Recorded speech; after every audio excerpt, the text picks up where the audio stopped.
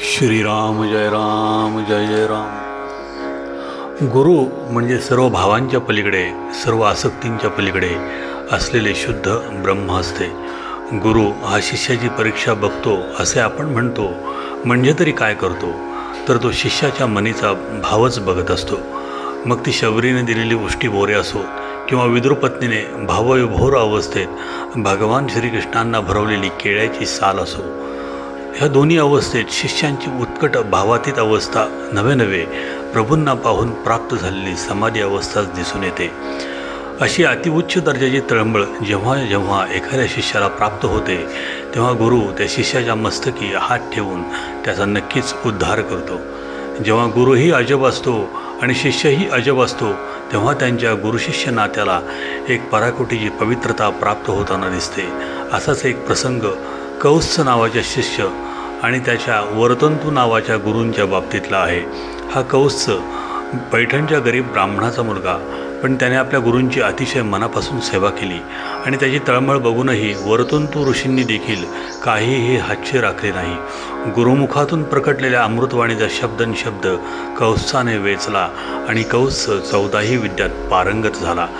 पण आश्रमातून स्वग्रही परतण्यापूर्वी त्याच्या मनाची घालमेल झाली की गुरुला काहीतरी गुरुदक्षिणा दिल्याशिवाय घरी कसे जायचे।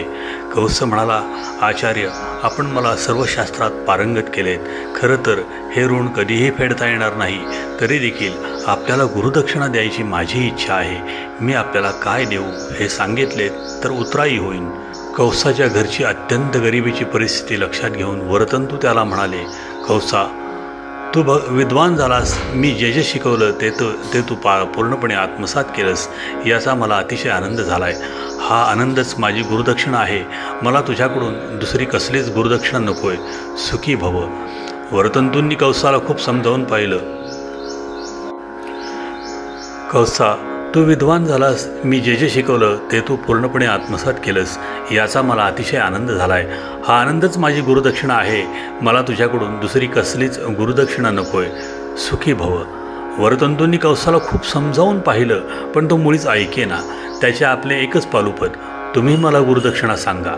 त्याचा हट्टीपणा पाहून वरतंतू रागावले आणि म्हणाले, तू माझ्याकडून 14 विद्या शिकलास, प्रत्येक विद्येसाठी 1 कोटी, याप्रमाणे 14 कोटी सुवर्णमुद्रा गुरुदक्षिणा म्हणून द्याव्यास। मात्र एक अट आहे, या सगळ्या मुद्रा तू एकाच व्यक्तीकडून मिळवल्या पाहिजेस।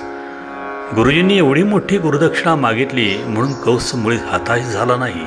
त्याने क्षणभर विचार केला की एवढ्या मोठ्या प्रमाणात सुवर्णमुद्रा कोणाकडून आणाव्यात, आणि त्याच्या लक्षात आलं, विद्वानांना मान देणारा, त्यांना राजाश्रय देणारा आणि हवं तेवढं दान त्यांच्या पदरात टाकणारा रघुराजा आहे की, मग गुरुदक्षिणा कुठून मिळवायची ही काळजी कशाला।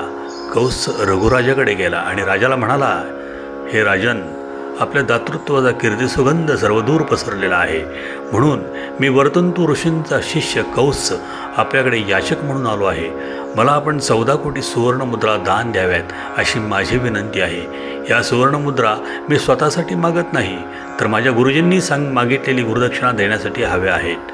आपण मला रिक्त हस्ताने पाठवणार नाहीत अशी आशा आहे। ब्राह्मणाची मागणी ऐकून राजा स्तंभित झाला, कारण त्याची मागणी फारच अवाढव्य होती, ती सहजपणे पुरवणे शक्य नाही। दारी आलेल्या अतिथीला रिक्त हस्ताने परत पाठवायचे नाही असा रघुराजाचा रिवाज होता। हे खरं आहे, पण त्याने नुकताच विश्वजित यज्ञ केला होता, त्यावेळी त्याने खूप सारे द्रव्यभांडार खर्च केले होते, म्हणून कोशागार रिकामे झाले होते। तरी देखील आपल्याकडे आलेला अतिथी विनमुख जावा ही गोष्ट राजाच्या मनास बरी वाटेना।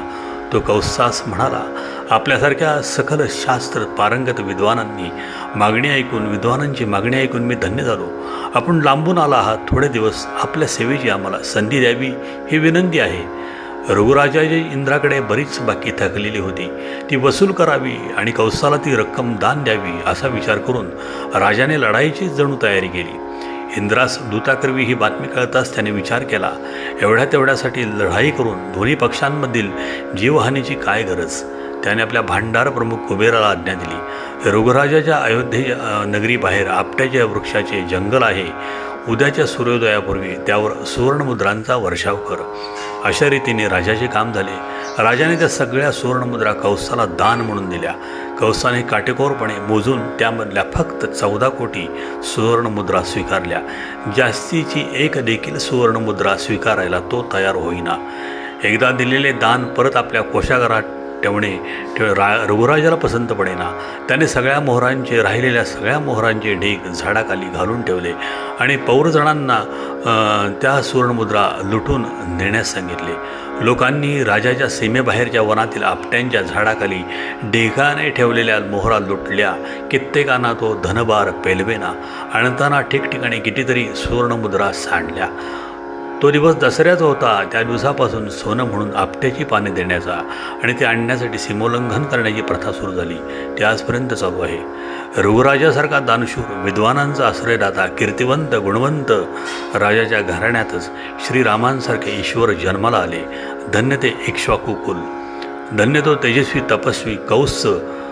गुरुजींनी सांगितली एवढी मोठी दक्षिणा त्यांना देणारा, 14 कोटी सुवर्णमुद्रा दिल्यानंतर स्वतःसाठी एक देखील मुद्रा न ठेवणारा निर्मोही.